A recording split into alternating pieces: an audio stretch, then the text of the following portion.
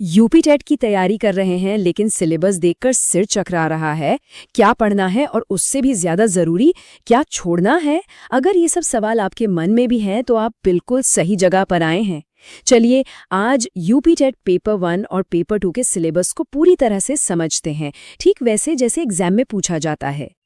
देखिए, ये उलझन लगभग हर एस्पिरेंट की होती है, पर यकीन मानिए अगले कुछ ही मिनटों में हम सिलेबस के इस जाल को सुलझाकर एक बिल्कुल क्रिस्टल क्लियर एक्शन प्लान तैयार कर लेंगे। तो ये है हमारा आज का रोड मैप। सबसे पहले एग्जाम का एक ओवरव्यू लेंगे, फिर पेपर 1 और पेपर 2 के सिलेबस में गहराई से उतरेंगे और आखिर में एक जबरदस्त विनिंग स्ट्रैटेजी पर बात करेंगे। तो चलिए शुरू करते हैं। किसी भी परीक्षा की तैयारी का जो पहला कदम होता है ना, वो होता है उसके स्ट्रक्चर को समझना। तो आइए सबसे पहले यूपी टेट एग्जाम की बड़ी तस्वीर को देखते हैं। यूपी टेट यानी Uttar Pradesh teacher eligibility test, ये सिर्फ एक परीक्षा नहीं है। ये उत्तर प्रदेश के सरकारी स्कूलों में टीचर बनने का समझिए पहला और सबसे जरूरी दरवाजा है। ये एग्जाम 2 पेपर्स में होता है। पेपर 1 उनके लिए है जो क्लास 1 से 5 तक यानी प्राइमरी टीचर बनना चाहते हैं, और पेपर 2 उनके लिए है जो क्लास 6 से 8 तक यानी कि अपर प्राइमरी टीचर बनना चाहते हैं। सिंपल। दोनों ही पेपर्स का पैटर्न एकदम सेम है। 2.5 घंटे का टाइम, 150 सवाल और 150 ही नंबर। मतलब गणित बिल्कुल सीधी है। हर सवाल के लिए आपको लगभग 1 मिनट मिलता है। टाइम मैनेजमेंट की कहानी यहीं से शुरू होती है। और ये रही सबसे बड़ी और सबसे अच्छी खबर, इस एग्जाम में कोई भी नेगेटिव मार्किंग नहीं है। जी हाँ, ये एक बहुत बड़ी राहत है, जिसका सीधा मतलब है कि आप बिना डरे सभी 150 सवालों को अटेम्प्ट कर सकते हैं। चलिए अब हम प्राइमरी टीचर्स के लिए यानी पेपर 1 के सिलेबस को और भी ज्यादा विस्तार से समझना शुरू करते हैं। पेपर 1 की सबसे खास बात जानते हैं क्या है? यहाँ कोई भी सब्जेक्ट बड़ा या छोटा नहीं है। बाल विकास, भाषा, गणित, ईवीएस, हर सेक्शन का वजन बिल्कुल बराबर है। पूरे 30 सवाल, तो किसी को भी हल्के में लेने की गलती नहीं करनी है। तो पहला सेक्शन है बाल विकास और शिक्षा शास्त्र। इसमें आपको बच्चे कैसे बड़े होते हैं, सीखते कैसे हैं, पियाजे और वाइगॉत्स्की जैसे विचारकों की थियोरीज, समावेशी शिक्षा और विशेष जरूरतों वाले बच्चों के बारे में पढ़ना होगा। एक बात हमेशा याद रखिए, अगर इस सेक्शन के कॉन्सेप्ट्स आपके दिमाग में क्लियर है तो ये सबसे ज्यादा स्कोरिंग सेक्शन साबित हो सकता है। यहाँ रटने से ज्यादा समझने पर नंबर मिलते हैं। अगला सेक्शन है लैंग्वेज 1 यानी कि हिंदी। इसमें आपको अपठित गद्यांश, संज्ञा सर्वनाम जैसी बेसिक ग्रामर और भाषा को कैसे पढ़ाया जाए, इससे जुड़े सवाल मिलेंगे। मतलब फोकस व्याकरण और पेडागॉजी दोनों पर रहेगा।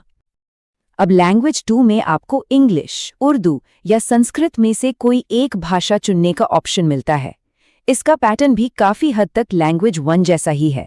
एक अनसीन पैसेज, थोड़ी बेसिक ग्रामर और लैंग्वेज सिखाने की पेडागॉजी। लेकिन यहाँ एक बहुत जरूरी बात है। इस सेक्शन में भाषा के ज्ञान से ज्यादा इस बात पर जोर दिया जाता है कि आप उस भाषा को बच्चों को सिखाएंगे कैसे। इसलिए तैयारी करते वक्त आपका फोकस पेडागॉजी पर ज्यादा होना चाहिए। अब आते हैं गणित पर। इसमें नंबर सिस्टम, जोड़, घटाना, गुणा, भाग, भिन्न, ज्यामिति जैसे बेसिक टॉपिक्स के साथ साथ गणित को पढ़ाने के तरीकों पर भी सवाल आते हैं। और इसकी तैयारी का सबसे अच्छा आधार है क्लास 1 से 5 तक की एनसीईआरटी की किताबें। और पेपर 1 का हमारा आखिरी सेक्शन है पर्यावरण अध्ययन यानी ईवीएस।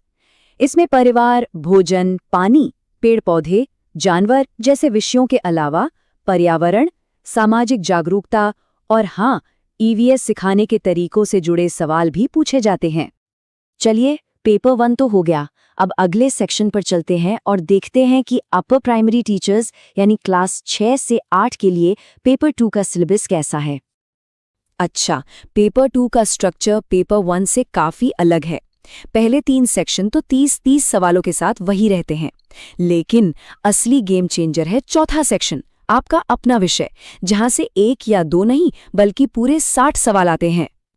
जो कॉमन विषय हैं उनमें भी फोकस थोड़ा सा बदल जाता है। बाल विकास में अब छोटे बच्चों की जगह किशोरों पर ज्यादा ध्यान दिया जाता है। हिंदी में ग्रामर और कॉम्प्रिहेंशन का लेवल थोड़ा बढ़ जाता है और लैंग्वेज 2 का पैटर्न लगभग वैसा ही रहता है। अब बात करते हैं उस सबसे बड़े 60 सवालों वाले सेक्शन की, यहाँ आपके पास दो रास्ते हैं, या तो आप गणित और विज्ञान चुन सकते हैं या फिर सामाजिक अध्ययन। गणित और विज्ञान में क्लास 6 से 8 की एनसीईआरटी से सवाल आते हैं और सामाजिक अध्ययन में इतिहास, भूगोल, नागरिक शास्त्र और अर्थशास्त्र शामिल हैं। और हाँ, दोनों ही विकल्पों में पेडागॉजी से जुड़े सवाल भी आते हैं। और एक बात बिल्कुल साफ साफ समझ लीजिए, पेपर 2 में आपका सिलेक्शन होगा या नहीं, ये बहुत हद तक इसी 60 नंबर वाले सेक्शन पर निर्भर करता है। यही असली गेम चेंजर है। तो अब जब हमें ये पता चल गया है कि क्या पढ़ना है, तो आइए अब इस पर बात करते हैं कि कैसे पढ़ना है। देखिए, सफलता का फॉर्मूला सिर्फ इन 4 आसान कदमों में छिपा है। पहला कदम, एनसीईआरटी की किताबों को अपना बेस बनाइए।